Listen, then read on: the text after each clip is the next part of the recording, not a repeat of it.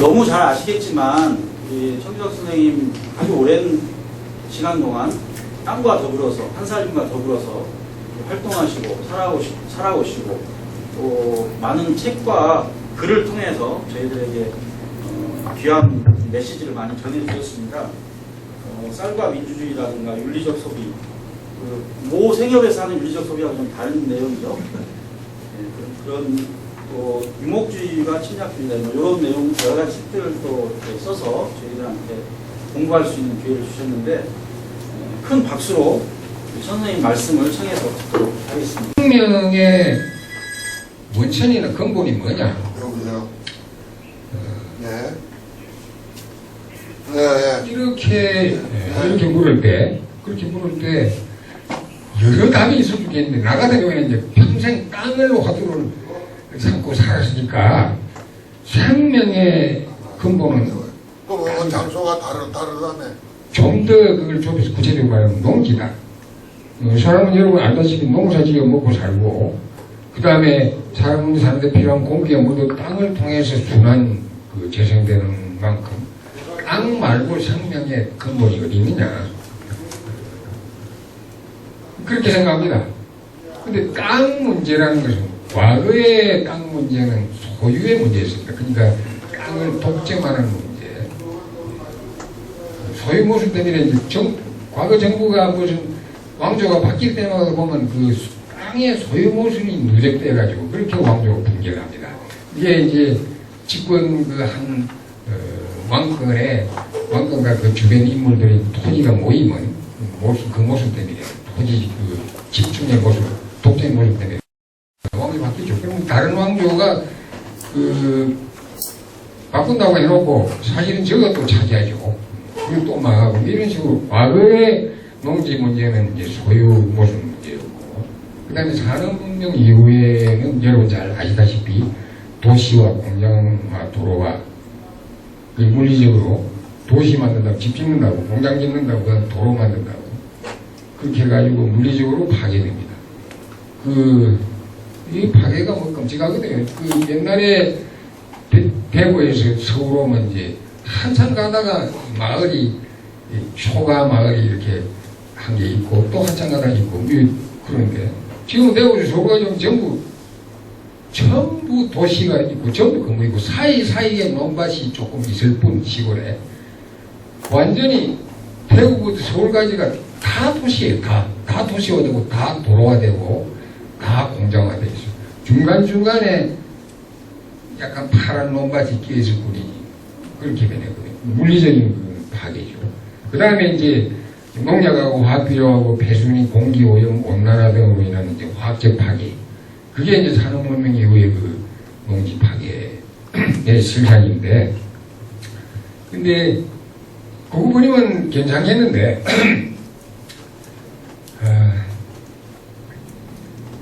지금부터는 지금 물리적 파괴나, 근데 화학적 파괴나, 이러한 파괴와 차원이 전혀 다른 이제 파괴가 시작되고 있고, 크게 우려되고 있죠. 그건 뭡니까? 전혀 다른 건데, 그게 뭐냐면, 방사능이라는 원자력에 의한, 그러니까 파괴. 이미 시작 안 됐습니까? 파괴가. 됐는데, 이게 이제 점점 심화되고, 이대로 두면, 아니, 우리가 설사 농지를 지키고, 땅을 지키고, 한살림 아무리 한들 뭐 하겠습니까? 지금 방사능, 우리 지금 핵발전을 한 게 지금 터져버려가지고, 핵폭탄인데, 핵폭탄하고 하나도 다름이 없거든요. 쭉 터져버려가지고, 온 땅 덮어버리고, 끝장나거든요. 내가 말하는 농지지키 운동 앞에 이제 다음에 결론적으로 하는 얘기인데, 그것도 소용없는 거예요. 이 방사능, 문제, 이 문제 우리가 대처 안 하면, 이건 희망 없는 겁니다. 아무리 해놔봐야, 아무리 땅 지키고 해놓고 우리가 무슨 유기농하고 뭐하고 한살림 운동 해놔봐야 하루아침에 끝장나는 거예요.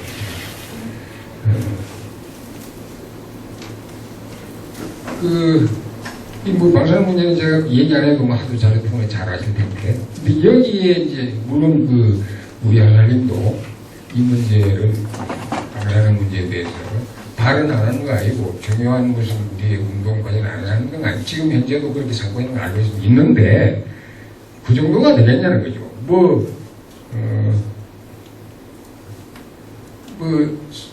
반대하는 성명서 발표하고 홍보물 만들어가 지역 한살림의 물품 상자에 넣어가지고 보내거나 그러고 뭐 또 관심 있는 사람 모아가지고 교육하고 이 정도 가지고 되겠느냐.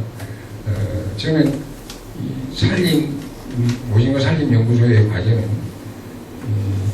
다른 데 하도 우리가 바라고 있어서는 안 되거든요. 다른 데가 잘 할 것 같지가 않아요. 우리 안 하면 한살림 안 하면 할 것 같지가 않아요. 우리 한살림 특히 그 중에 이제 우리 연구소가 역점을 두고 이 운동을 자료는 뭐 있는 것만 해도 취합을 한번 될 테고 따로 뭐 특별한 연구가 필요할 것 같지는 않습니다. 실천으로 연결해야 되는 건데 이걸 갖다가 반드시 해내야 될 일인 것 같아요. 그런데 연합에 지금 그래서 하는 그 원자력 방사능 문제에 대한 대처 방안은 지금 굉장히 실망스럽고요. 전번에 하나 왜 실망스러워요? 선언하고 우리는 이런 태도라는 선언 그거 뭐 누가 못하겠어요. 그런데 구체적으로 전번에 오버셋인가 그 방사능 검증을 이렇게 하지 않습니까? 이 문제를 처리하는 과정을 보고 저는 안 왔습니다. 그 회의를 여러 차례 해가지고 결국은 무슨 공급 기준치라는 걸 정하고 그렇게 했는데 그 과정을 보고 제가 참 얼마나 답답하고 거의 절망하다시피 했어요. 오직 안 했고 와와이 소용없으니까 지금까지 제 의견을 문구로 보냈어요. 무슨 얘기냐면 방사능이 오염이 되는데 우리가 방사능 조사식품도 안 하는 것이 원칙이고 당연히 방사능 오염된 건 안 하는 게 원칙인데 그 원칙을 바꾸려고 하면 이건 상당한 고민이 있어야 되고 그리고 바꿔서도 안 됩니다. 아주 지켜야 됩니다. 그런데 제 생각은 그래요. 그런데 이걸 못 바꿔가지고요. 그 사건이 터지자 임시 조금만 있으면 한 달에 매달 한 번씩 이사해야 하는데 임시로 무슨 실무자 회의 소집하고 임시 이사회 정부 이사회 소집하고 그래 거기서 과기를 그 다음에 또 소집하고 임시 소집하고 이래가지고 뭐 기준치인가 뭔가 공급을 정해가지고 그렇게 공급을 제정했어요. 제가 이제 문건으로도 그걸 제 의견은 제시했는데 제 의견은 그렇습니다. 공급을 영 안 하자는 얘기가 아닙니다. 그런데 우리가 이 보통 일이 아닌데 이게 표고버섯이 나오지만 앞으로 모든 농산물이 다 안 나오는 것도 없고 왜냐하면 일본의 후쿠시마하고 체르노빌이 아주 진행 중입니다. 그게 끝난 게 아니거든요. 저기 진행 중이에요. 계속 저기 방사능 어떤 식으로 해가지고 더 우리 덮을지 모르고 무슨 우리 이 땅에 21기의 원자력 발전됐습니다. 이게 핵폭탄입니다. 핵폭탄은 전혀 다르지가 않아요. 이게 제가 이제 시간이 없어서 이거 이제 자세하게 공부를 해왔는데 시간이 없어서 그냥 앞서가고 마는데 이게 핵폭탄은 전혀 다를 게 없어요. 핵폭탄은 똑같아요. 평화적으로 영화가 나중에 이제 30년 쓰고는 뭐 없앤다고 하는데 없어집니까? 그걸 보관을 해야 되는데 폐기물 핵발전소 그게 영원히 남는데 영원히 방사성을 뿜으면서 남는데 그거 뭐 콘크리트가 씌워놓고 땅에 묻어놔봐야 언제 그게 지금 뭐 저 오준이 말고 뭐 저준이 폐기물 저기 경주에 여기 지금 물이 나와가지고 엉망이고 뭐 그렇다면 어렵게요. 거의 불가능한 데다가 하는데 오준이 폐기물은 그대로 남아있는데 이게 1,500만 개인가 그 핵연료봉 폐연료봉이 지금 있다네요. 그런 식으로 이런데 이게 어떻게 이게 보통 심각한 게 아닌데 그걸 어떻게 그런 문제를 우리가 할리 무슨 발견됐다고 그걸 지지해가지고 들고 나가냐. 제 얘기는 무슨 얘기냐면 영원히 하지 말라는 얘기가 아니고 기준치를 왜 정하느냐. 기준치가 어디 있냐는 거예요. 기준치가 국가에서 뭐 370금액인가 있는데 거기에서 10분길로 한살림에서 대단한 거 아니냐. 이렇게 가지고 그걸 자기 합리화하려고 그러는 거예요. 그럼 국가는 그 370이라는 건 무슨 기준입니까? 국가는 그런 짓 할 수 있죠. 국가라는 건 그러니까 우리가 굳이 한살림하지. 국가가 제대로 작동하고 바람직한 한살림 굳이 할 필요 없죠. 그러니까 국가 기준치를 기준해가지고 뭘 정한다는 게 얼마나 웃깁니까? 그러니까 기준치는 정할 수 없는 것이고 제 생각은 그래서요. 발견되고 당분간 공급 중단한 채 우리 모든 우리 물품뿐만 아니라 땅, 토양 오염, 수질오염 이거 우리 말고 한살리가 국한하지 말고 전국의 조사상을 우리가 조사해보고 안 했으면 우리가 조사를 하든 이렇게 해가지고 신중하게 논의해가 결정하면 안 됩니까? 무슨 얘기냐면 표고버섯 못 먹어서 죽을 사람 아무도 없거든요. 표고버섯 언제부터 우리가 먹었어요? 나도 표고 재배 한 10년 했는데 안 하는데 지금 안 하는데 표고버섯 언제부터 우리가 했는데요? 표고버섯 먹은 지가 언제입니까?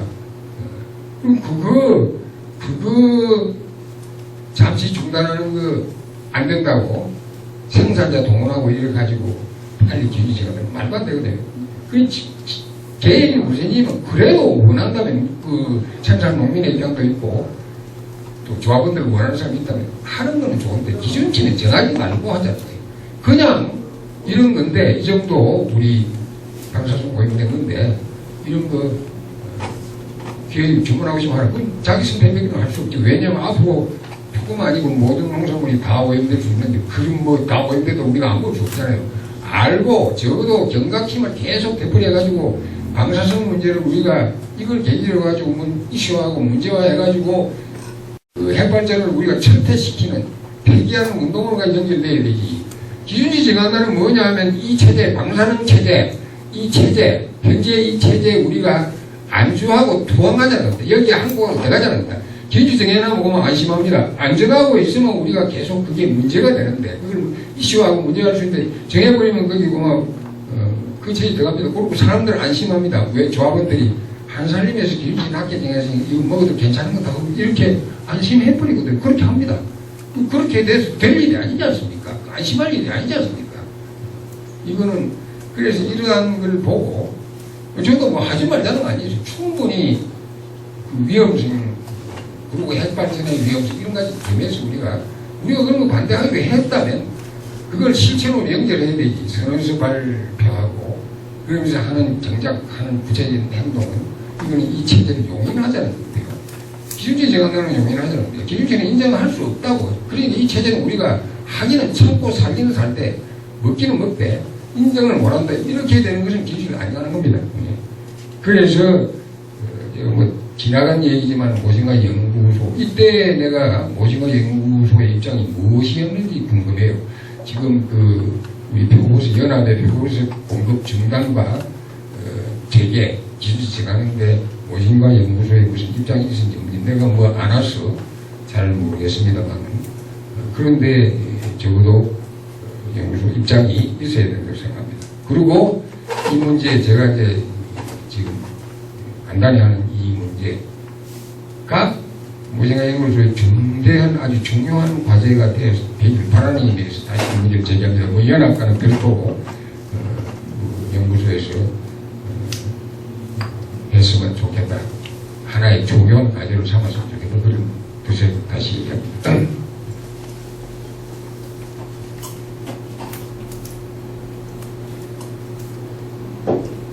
그 다음에 또 하나 시대 보면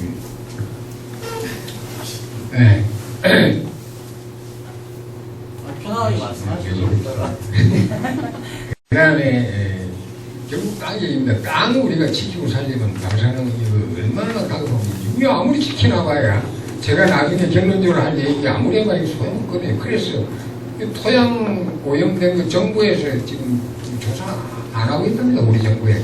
후쿠시마 사고가 났는데 그 후에 한 번도 토양조사 전국에 한 적이 없다. 몇 군데만 하고 전국을 한 건 없다. 이 정부는 못 믿습니다.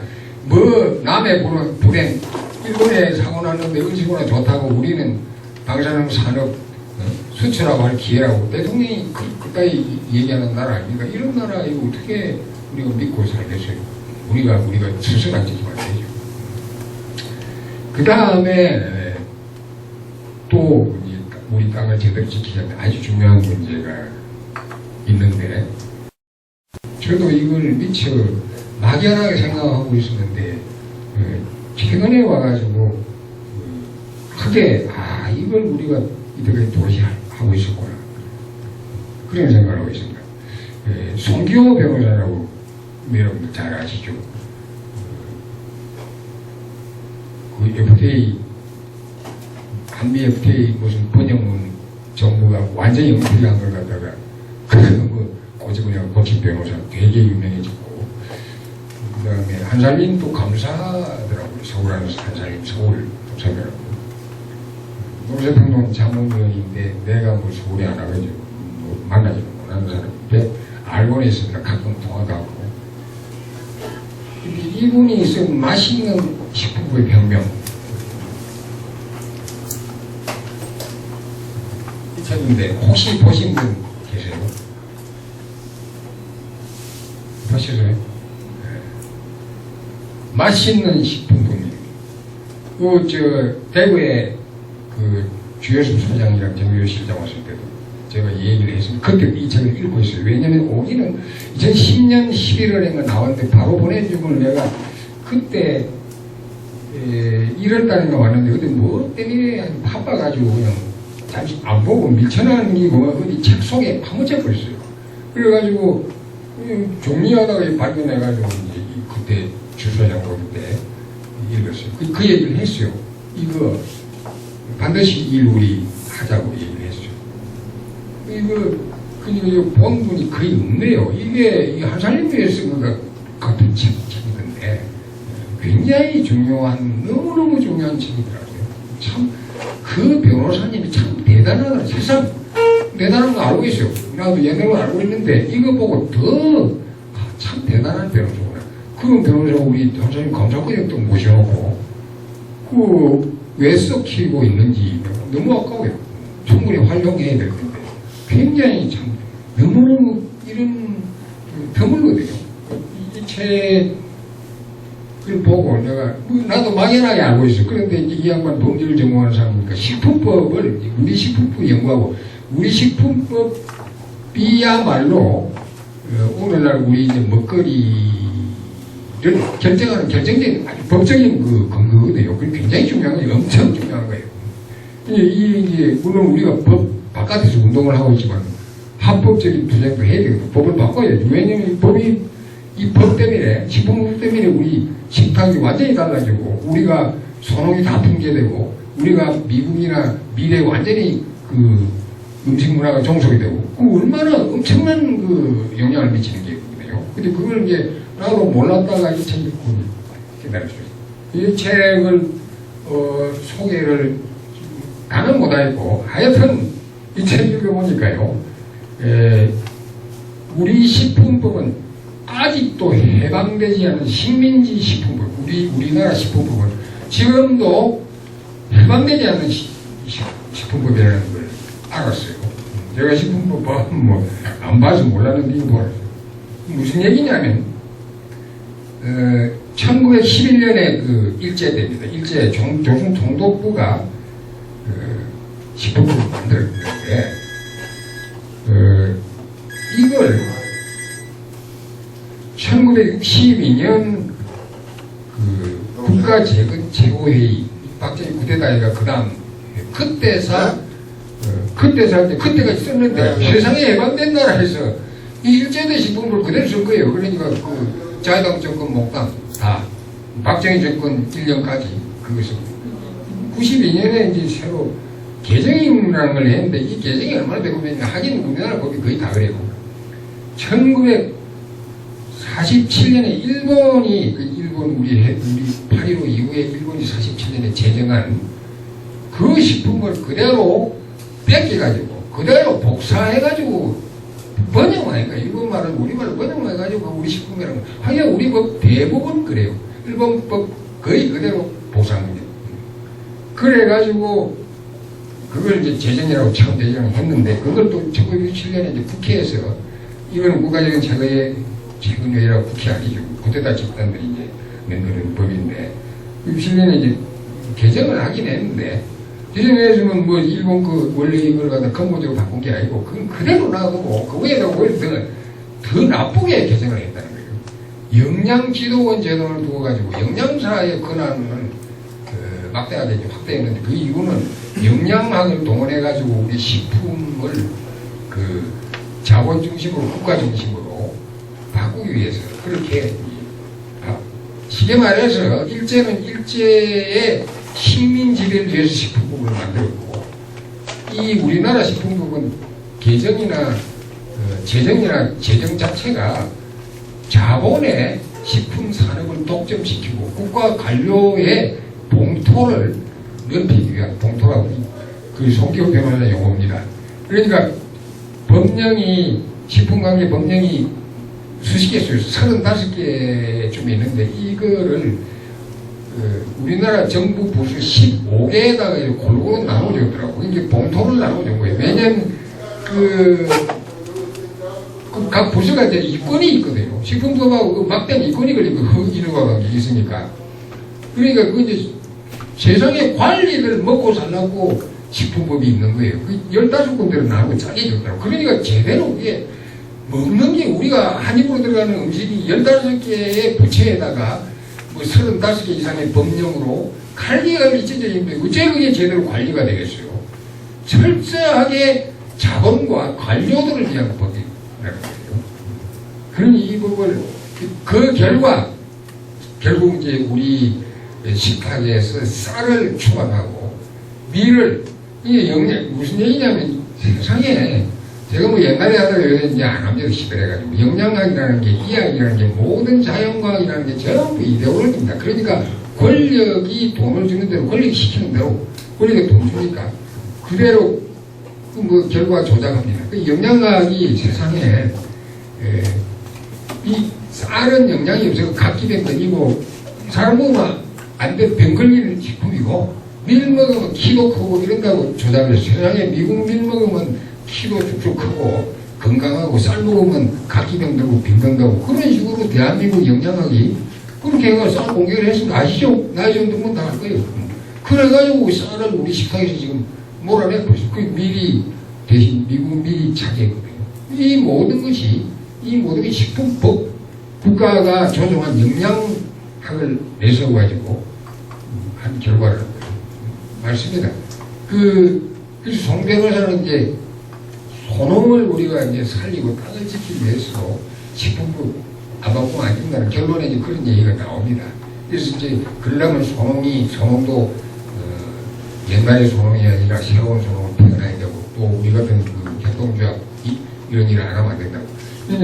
그래서 내가 송 변호사한테 이렇게 좋은 책인데 혹시 그 책 듣고 우리 한살림이 누가 안 찾아왔던가 물어봤거든요. 한살림이 찾아온 건 모르겠고 시민단체에서 몇 사람이 그걸 법 개정 운동을 하려고 찾아왔다가 그만 흐지부지 이러고 말았다는 거예요. 그래서 이거 다시 이제 우리 연구소에 제가 제안합니다. 이 책 다시 제가 시간이 없어서 좀 훨씬 많이 메모를 했는데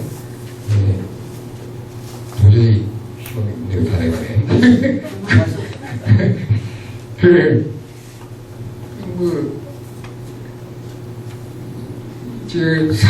희석식 사카린 소주, 이 지구상에 어떤 나라도 이런 술 먹는 나라 없다 그래요.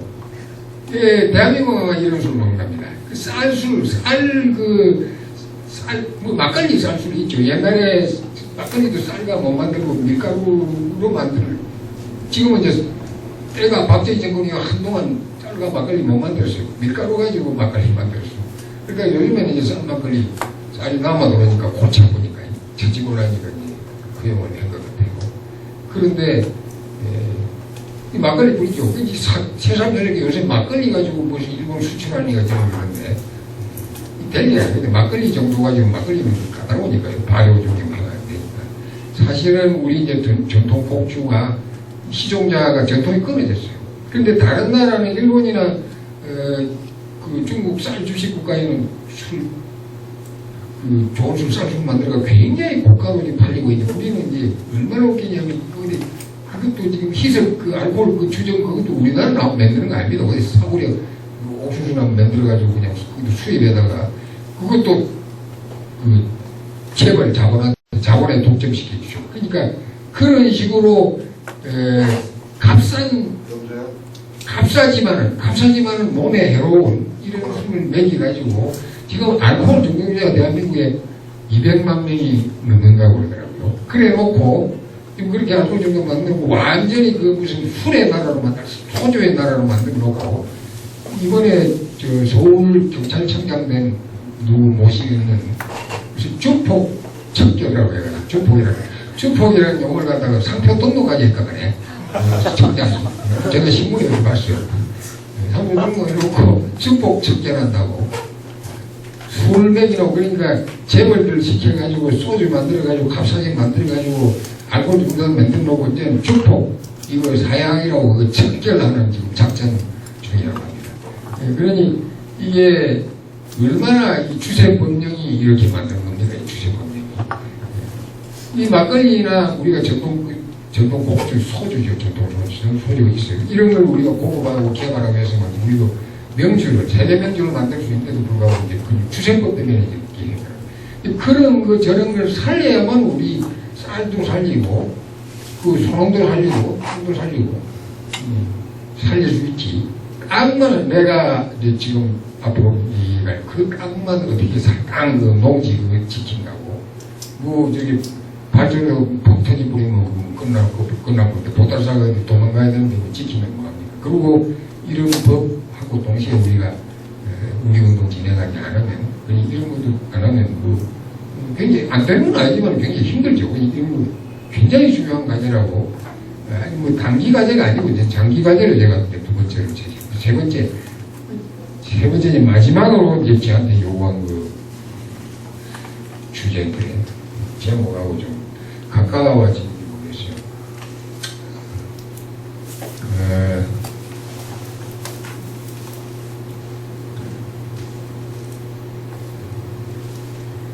지금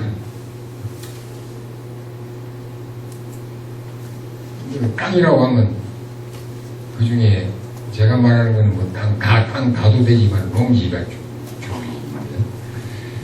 지금 우리 국가와 자본이 해가지고 농지가 어느 정도 파괴되느냐. 그 농지 파괴되는 전용이라고 이제 좋은 말로 바꾸니까 그래서 이제 도로나 택지로 바꿔가지고 공장이나 도시를 만드니까 그걸 전용이라고 그러거든요. 그래서 파괴라고 그러네요. 좀 전용이라고 안 하고. 이 농지가 이제 어느 정도냐면 우리나라 농지가 이제 가장 많았을 때가 1968년인데 231만 헥타르, 230만 헥타르. 근데 그게 이제 70년에 229만 헥타르로 줄었고, 그 다음에 80년에 219만 헥타르로 줄었고, 그 다음에 90년에는 210만 헥타르로 줄었고, 2000년대에는 마침내 200단위에서 188만 9천 헥타르로 줄였습니다. 그 다음에 2011년에 이제 지금 뭐예요? 통계는 항상 1년 지나야 나오니까 2011년 작년까지 현재 169만 8천 헥타르 이렇게 줄었어요. 그런데 그게 지난 10년 동안에 17만 8천 헥타르가 줄었는데 연평균 농지 감소 면적이 1만 8천 헥타르. 1만 8천 헥타르가 얼마가 되는지 잘 감이 안 잡히는데 평소로 이제 바꿔버리면 이걸 뭐 여의도 면적이나 이런 걸 비교하면 시간이 날 텐데 그건 제가 조사를 했고요. 하여튼 평수로 계산하면 1만 8천 한 해에 이제 사라지는 농지 면적이 5,400만 평, 5,400만 평. 이거는 옛날에 우리 소농들이 평균 경지 면적이 뭐 한 2,000평 정도였어요. 2,000평. 2,000평을 한 5,400만 평을 한 농가당 경지 면적으로 나누니까요. 27,000 가구의 땅입니다. 1년에 27,000 소농의 농경지가 이 땅에서 사라진다는 얘기입니다. 이게 끔찍한 얘기죠. 이 추세 들어가면 아마 이 추세는 더 가속화될 겁니다. 더딜 일은 없고, 더 날이 갈수록 빨라지죠. 왜냐면, 농사는 우리나라 필요 없다고 생각하니까, 정권이. 이건 진보, 보수 할 것 없이, 노무현, 김대중은 똑같아요. 또 뭐, 농사는 필요 없고, 신용은 내죠. 농민들 하도 뭐, 투쟁하고 대포하고 이러니까, 예산도 하지만, 근본적인 철학은, 농사를 생각 없습니다. 그냥 공장 지어가지고 수시하면 된다는 거예요. 그러니까, 앞으로도, 민주노동당, 아이고, 지금, 이름 바뀌는데, 그 당이 집권해도 전혀 달라 안 될 겁니다. 농지 파괴는 더 가져가야 됩니다. 그런데 이대로 가면 이제 94년도에 하나도 없어요. 완전히 사라지고 있어요.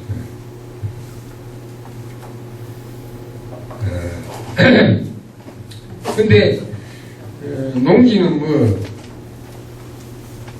만생명의 근원이고 고향, 만생명의 고향의 근원이고 그렇지 않습니까? 모든 생명이 땅에서 왔죠. 흔히 뭐 생명이 처음에 최초의 생명은 땅이 아니고 바다에서 생겼다고 그러는 거예요. 바다는 땅 위에 있지 뭐 어디 있으니까. 바다는 땅 위에 있고 결국 땅이라는 거예요. 공기도 땅입니다. 땅의 일부입니다. 무슨 얘기냐면 공기 아무 데나 있는 거 아닙니다. 대기권이라 해가지고 지구 둘러싸고 있지 공기 딴 데 없습니다. 그러니까 땅이 만생명의 뿌리거든요.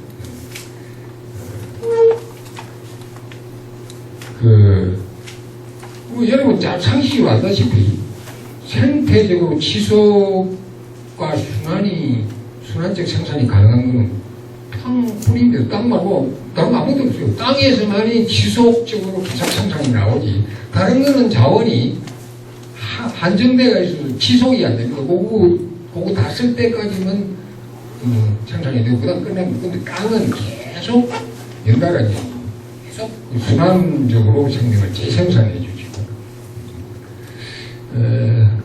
근데 이거는 이제 이건 이제 제 얘기인데 이렇게 말하면 내 얘기는 별로 거리가 안 되거든요. 내가 유명을 하니까. 그래서 이럴 때 유명한 사람들 써먹어야 되거든요. 유명한 얘기 좀 써보고 싶거든요. 그 인간의 생물학적인 고향도 땅이지만 생물의 우육체가 이제 땅에서 토대하고 있지만 땅에 토대하고 있지만 영혼의 고향도 땅이라는 거. 영혼의 고향도 땅이라는 거. 뭐 육체와 영혼은 하나니까 당연히 영혼의 고향도 땅이겠죠. 그런데 이건 이제 제 얘기가 아니고 좀 유명한 사람 얘기인데 힐들린이라고 여기 저 친구 내 친구는 잘 알거든요. 힐들린이라는 독일의 시인인데 굉장히 유명한 시인인데 이 사람이 뭐 그냥 유명해진 게 아니고 뒤에 이제 하이데거라는 철학자에 의해서 되게 유명해진 이 사람이 독일의 시인인데 귀향이라는 시가 있어요. 부제가 이제 친지에 들어요. 귀향. 그 시가 있는데 이 시는 가만있죠. 1801년에 이 사람이 이제 언제 사람이냐면 1770년에서 1840년 그 18세기 말에서 19세기 초의 시인인데 원래 수도원 관리인의 아들이고 또 학교도 수도원 초중등학교 나오고 또 튜빙겐 신학교 나오고 해가지고 목사도 되고 뭐 신학자인 동시에 그 시인이고 그래요. 그런데 이 사람이 주로 이제 생계를 보니까 가정교사가 그랬더라고. 꽤 불행하더라고. 그 시절은 뭐 다 그랬겠죠. 그 가정교사 그전에는 유명한 사람들도 가정교사였어요. 이 시절에는. 가정교사를 어디서 했느냐면 1801년에 1월달부터 4월까지 4개월 동안 스위스 있는 스위스 투르주의 하우투빌이라는 지역에서 가정교사 하다가 4개월 하고 이제 고향으로 돌아와요. 고향은 독일인데 슈바벤이라는 라인 가까이 있는 그 슈바벤이 고향인데 거기로 돌아오면서 그 알프스의 아름다운 풍경 이제 귀향 제목 귀향이냐 고향에 돌아가면서 쓴 시인데 아름다운 풍경을 노래하면서도 왠지 즐겁고도 우울하고 쓸쓸한 그 아주 양면적인 묘한 이 시가 굉장히 6년까지 길어가지고 제가 가왔는데 읽을 시간이 없어가지고 그래서 하여튼 그 내용이 아름다운 풍경을 묘사하면서도 또 굉장히 즐거우면서도 또 우울하고 이런 그 아주 다양한 의미를 그런 복잡한 시죠. 나는 뭔지 잘 모르게 하여튼 뭐 그런 느낌을 준다는 건 알겠는데 이 시를 이제 그 하이데거라는 유명한 철학자가 분석을 했는데 최근 아주 오래 옛날에 뭐 어디 봤는데 다시 혹시 기억이 안 나 찾아보니까 이런 식으로 다시 번역이 돼가지고 나오더라고요. 흘들리는 시의 연맹이라고 하이데크가 책인데, 그거에 온다고 이 책도 영남대 도서를 빌려가지고 봤어요. 공부만 해요.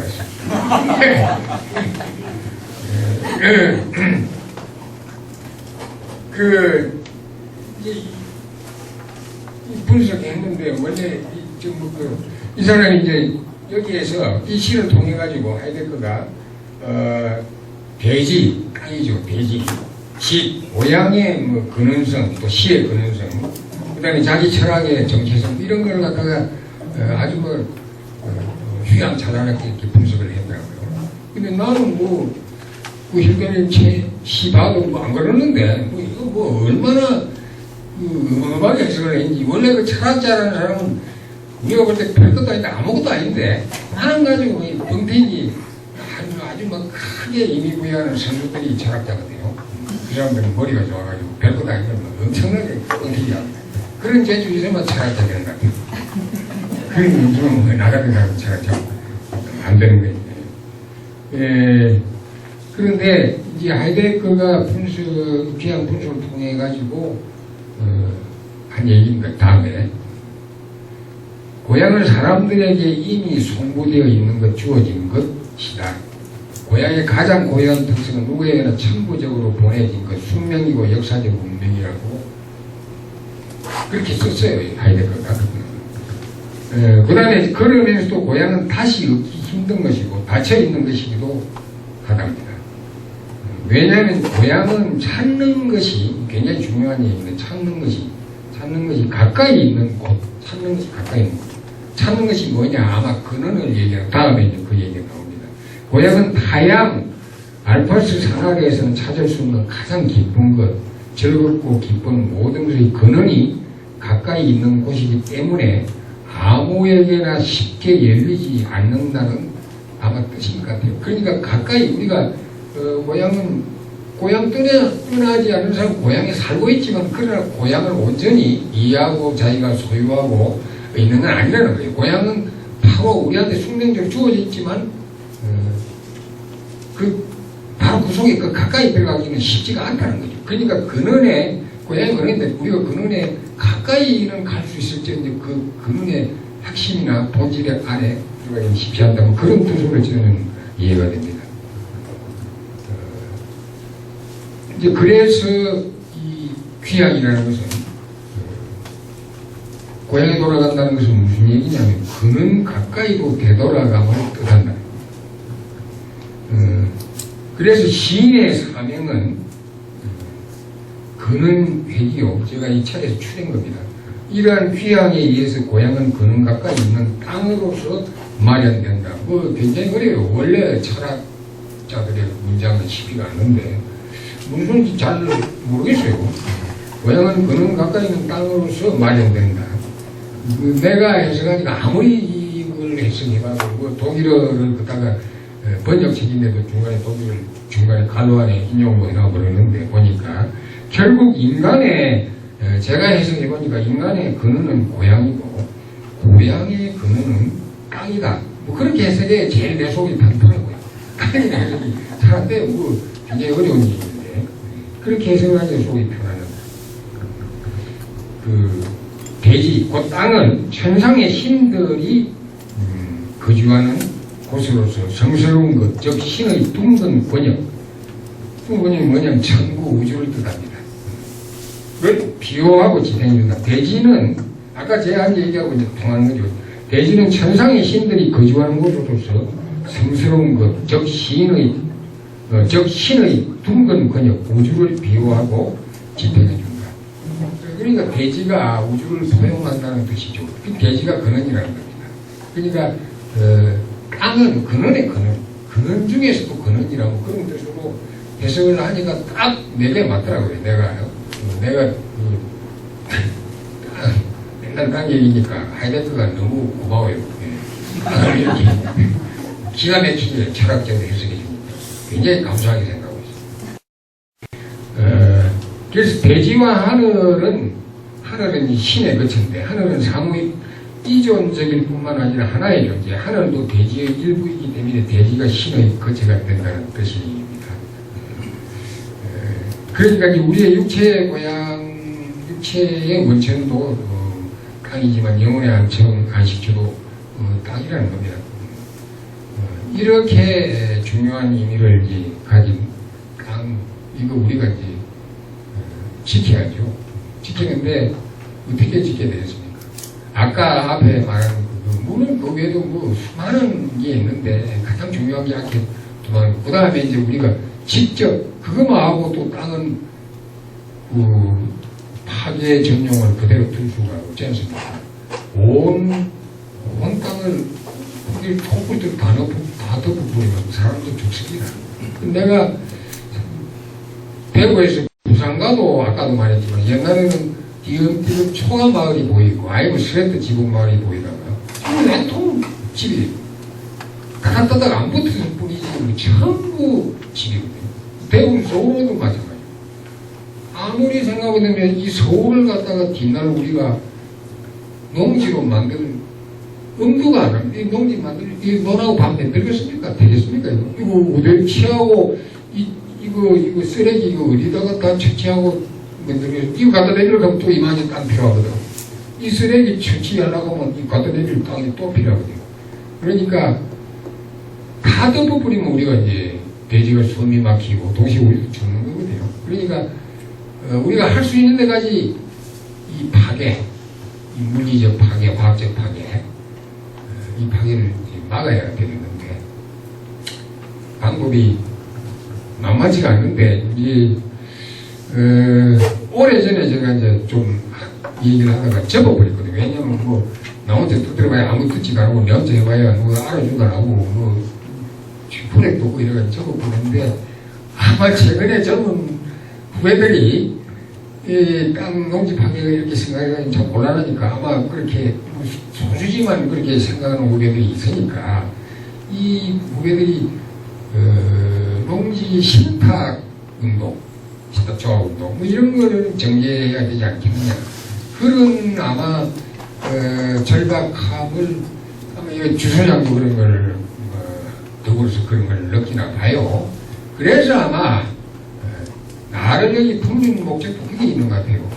그런 거를 좀 하고 싶은데 굉장히 중요한 이제 우리 과제에 착안했고 굉장히 반가운 얘기예요. 그런데 이거 이제 오징어 살인 영상 주도해가지고 만들었으면 좋겠는데 오늘 그 얘기하는데 사람이 이것밖에 안 와가지고 보면 맥이 팍 빠지는데요.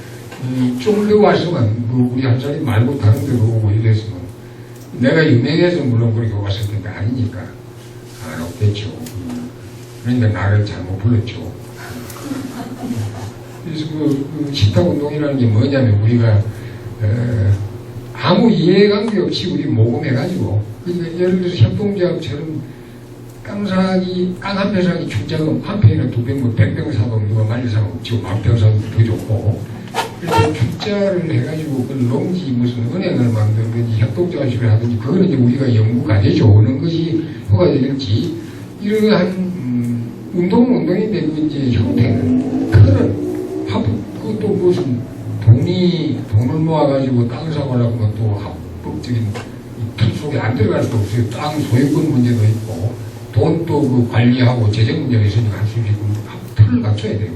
그 틀은 어떻게 갖추는 것이 좋을지 그런 것이 연구 과제고 어쨌든 그런 운동 우리가 한살림 조합원 한 살림 식구 30만 명 그리고 전 생협 조합원 60만 명 이상이라고 그러는데 그쯤 된다면 우리가 우리 입에 들어가는 그 우선에 그 오염 별평도 안 된 거 그거 먹으려고 하는 그런 무슨 이기주의 집단 이기주의 그게 안주의가 될 일이 아니죠. 그게 그렇게 한들 우리 유민호 아까도 말했지만 우리 유민호운동 백나라한들 지금 한 개 터져버리면 끝인데 핵폭탄인데 이제 발전소가 아니고 지금 똑같이 전혀 다르죠. 실제로 핵폭탄 만들기 위해서 저기 프로토늄 나오거든. 그것도 그 중요한 에너지를 통해 가지고 자본과 국가가 민중을 지배하기 위해서도 핵발전소가 필요하지만 무기를 만들어서 핵폭탄 무기 만들기 위해서도 저걸 하고 있거든요. 반드시 그 의무가 있는 거니까. 전혀 다르지가 않아요, 저기 행보가. 저거, 우리가, 투쟁권이 끝이거든요. 그러니까 저거 막는 운동. 그리고 저거만 막아야 되기 아니, 그 사이에 또 다 전용돼 버리면 안 되니까, 운동. 동시에 이제 해야 되겠는데. 그러려면, 그렇게 되면 우리가 소용없으니까, 그 운동을 우리가, 눈을 안 돌리면 안 되겠다는 거예요. 우리 물품 가지고 아웅다웅 이렇게 안주할 일이 때가 아니라는 거예요. 시야를 넓혀가지고, 우리가 좀, 한살림이 주도하고, 그 중에서도 모신가 살림 연구소가 이런 과제를 맡아야 돼요. 왜냐면, 다른 물품은 굉장히 벅차고, 그게, 일 많으니까 그게 메모되기 쉬워요. 그러니까 연구소는 앞으로 좀 잘해가지고, 그 연구 예산도 좀 늘리고, 지금식으로 할 바에 지금 예산도 아까운 것 같아요. 이런 거 할 경우에, 이런 작업을 진짜 뚫리는 걸 할 경우에는 좀 늘릴 수 있겠고, 또 우리뿐만 다른 데서 좀 지원을 받은 다른 생협에서도 같이 해야 되냐, 우리만 해야 되겠어요. 그래서 그런 과제, 좀 만만한 과제는 아닌데, 반드시 이 쪽을 우리가 지금 넓혀도 안 넓히면 이건 소용없는 일입니다. 우리끼리 지금 물품 사업에 메모를 대면 이건 안 됩니다. 지금 큰일 나죠. 안 되는데 좀 넓혀야 됩니다. 이미 이제 그 정도 힘은 수도 그렇게 늘었고, 힘도 그 정도 힘은 되겠지 않나, 그렇게 생각합니다.